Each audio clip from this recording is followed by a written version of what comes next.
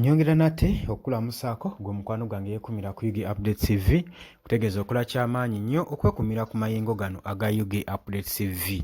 Mukwano gwange gw'atandika kuba ng'osubscribinga genda maaso subscribinge tusobole okuba nga tuyimirizaawo amayengo ga channel eno esobole okuba nga eddoboozi lyaffe liwulikika ligende wala gwe muganda wange ekigambo ky'enkyukakyuka sobole okuba nga kigenda wala gwe ali eyo eyeekumira ku UG Updates TV.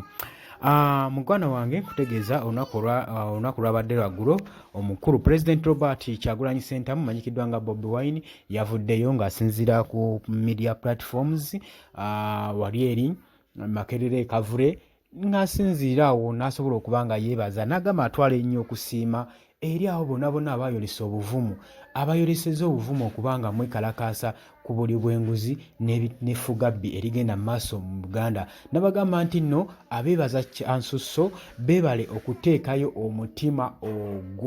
omutima ogw'obutakoowa, omutima omuvumu okulaba nga beekalakaasa ku nsonga zaabwe zibaluma ezigenda obubi mu ggwanga lyabwe Uganda. Gwe mukwano gwange ali eyo ampuliriza.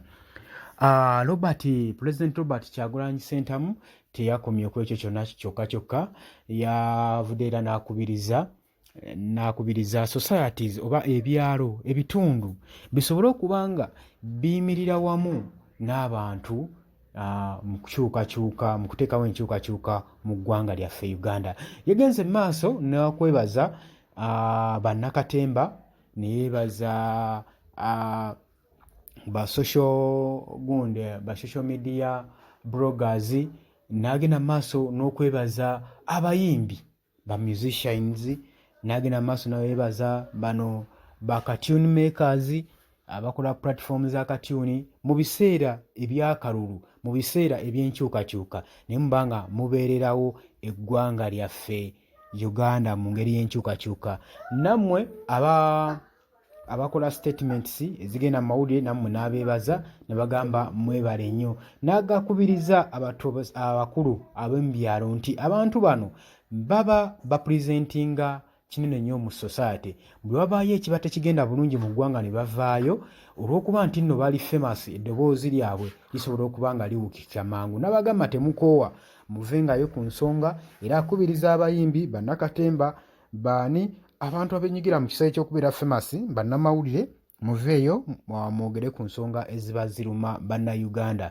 N'agamba nti nno we muvaayo muba mupresentinze ekyalo n'aba society zonna zisobola okubeegattako olw'okuba nti nno mukoze mwakitinze exemplary, mukoze nga ba role model abantu mu kitundu ekyo gye muba muva. Kitegeeza ensonga yonna gye muba mukutteko eba egenda kutambula bukwakku oba egenda kubanga muganda wange buli kimu kitambula mu ngeri ya malidaadi. Saana gwe mukwano gwange ali eyampuliriza.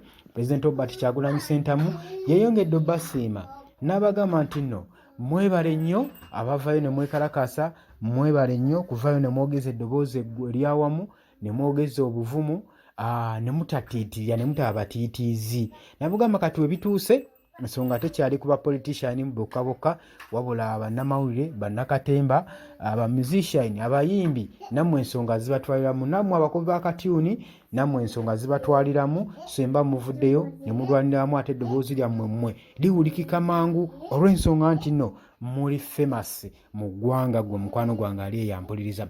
Watu wagambye President Robert Kyagulanyi Ssentamu n'agamba nti nno tulabye poliisi eze ekwata abaana bangi nnyo okuva nga 23 we twatandika okwekalakaasa waliwo maachi okumakinga ogenda ku parliament bangi bakwatibwa. N'agamba newankubadde olunaku olwasooka bagenze bataataaya abasibe abamu baba detaininze bakyaliyo. Gwe mukwano gwange ali eyo ampuliriza. Bw'atyo Robert Kyagulanyi Ssentamu bw'atyo bw'agambye. Gwe mukwano gwange ali eyo ampuliriza. Agambye naye bannaffe abamu abatannavaayo era tugenda kuba nga tubakolako follow-up tumanye embeera ki gye balimu batuuseewa. Gwe mukwano gwange ali eyo ampuliriza.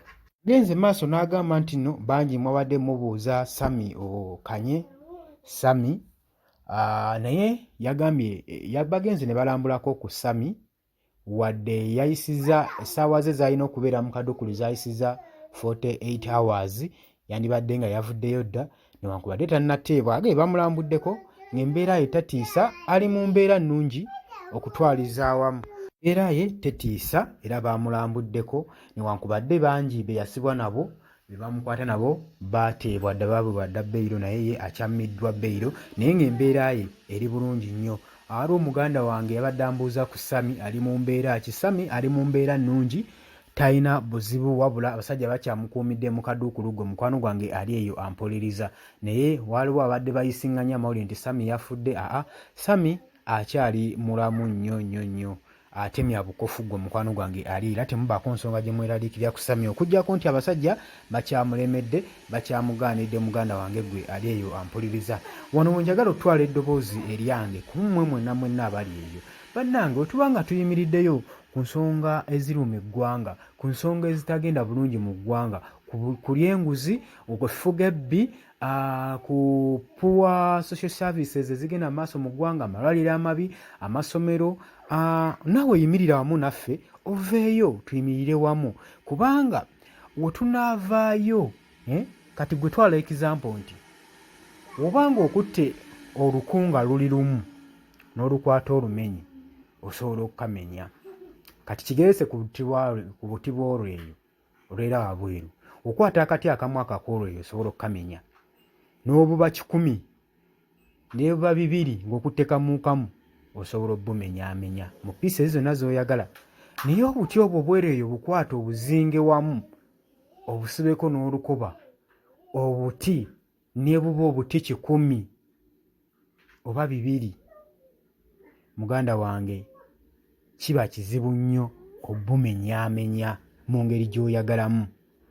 Oba okitegeera, ekyo kikuwa kyakuyiga ki nti singa twekwata awamu akaganda ne tuvaayo ne twogerera wamu ne tuvaayo ku nsonga ezituluma, ensonga lwaki abaana bakwatibwa, abaana bavaayo, bwe bavaayo okuyimuka ate mmwe temuvaayo kubeegattako b'ekitundu, ne mulowooza nti nno babikwata ku ffe ffekka, so ng'ensonga zinyigira wamu ffenna bannayuganda, ensonga ziba zitunyiga.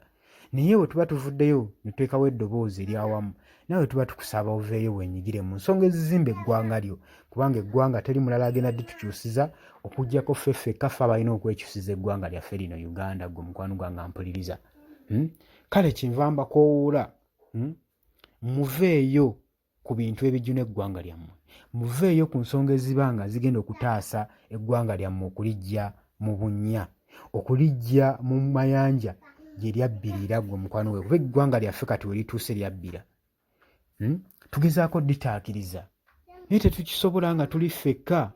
Muveeyo nammwe twekembe, tusikume eddoboozi eryawamu. Eddoboozi oba oliwulidde lisikumireko omulala aliwulire, basobole okuvaayo, tuveeyo twekembe. Oba okitegeera mukwano gwange, naye zino ensonga z'okuvaayo olumu bonna munigina tezigenda kuba nga zitukolera oba kukyusaako kintu kyonna kyonna, era embeera egenda sigala ng'etukunya. Gwe mukwano gwange, bino eby'okuvaayo kubaako ne kitukyusa mu ggwanga, tulina kuvaayo bukuyege. Oba okitegeera gwe mukwano gwange, ng'obeera eyo n'owooza tebinkwatako, mwe mumanyi kasita nze nywa ndya. Bannange, ensonga eno eyinza obutakwatako naye eyinza okwetulwa n'ekwata ku mwana gw'ozadde. Tunuulira omwana gw'osomesa, gw'olowooza agenda kukola mulimu ki? Mubuuze ki kyasomerera okukola.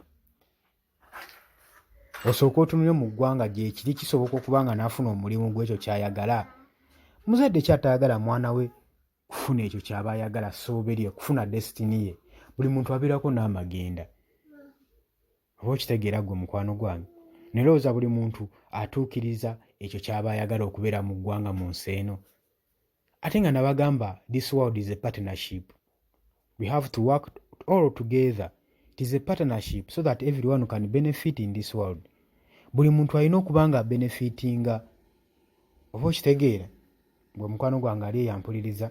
So tulina okukolera awamu, tulina okukola obukuyege. Ky'oyagala kyagalizeeko ne munno omulala, kubanga wakifuna naye tekina kye kikukosa. Eno ensi tetusobola gigabana, tetusobola gimalawo. Ekyo olina okitegeera gwe mukwano gwange, yeekumira ku Yugi Updates TV. Kale mbaagala nnyo, mbagamba mwebale kubeerako nga muwuliriza. Naye nkusaba gwe atannaakusubscribinga mukwano gwange, genda maaso n'okuba ng'osubscribinga, sharinga, commentinga. Baganda bange abali emitala w'amayanja Saudi Arabia, Qatar, USA, UK, abali e Sudan, abali Nairobi, abali South Africa, abali e Qatar, mwenna mbaaniriza mbategeeza nti mukola kyamaanyi nnyo okubeera ku Yugi Updates TV. Mwebale kubeerako baganda bange, mwebalire ddala. Ba Red Zone group mwenna nammwe mbaanirizaako mubeerako, mwebale kubeerako, mwebale kutava mu mayengo ga Yugi Updates TV. Tegeeza tusubscribinge tusobole okuba nga tunyweza amayengo ga channel eno gwe mukwano gwange ali eyo ampuliriza. Gwe ensonga waaki tukyaliko, gwe ensonga waaki tuteekako, kubanga tumanyi ogenda kutambuza information eno etuuke wala, ate otasubscribinga kitegeeza ojja kuba ogikottokodde gwe mukwano gwange ali eyo ampuliriza. So twerwaneko tusobole okwejja ffeka mu bunnya gwe mukwano gwange yeekuumira ku Yugi Updates TV. Mbaagala nnyo.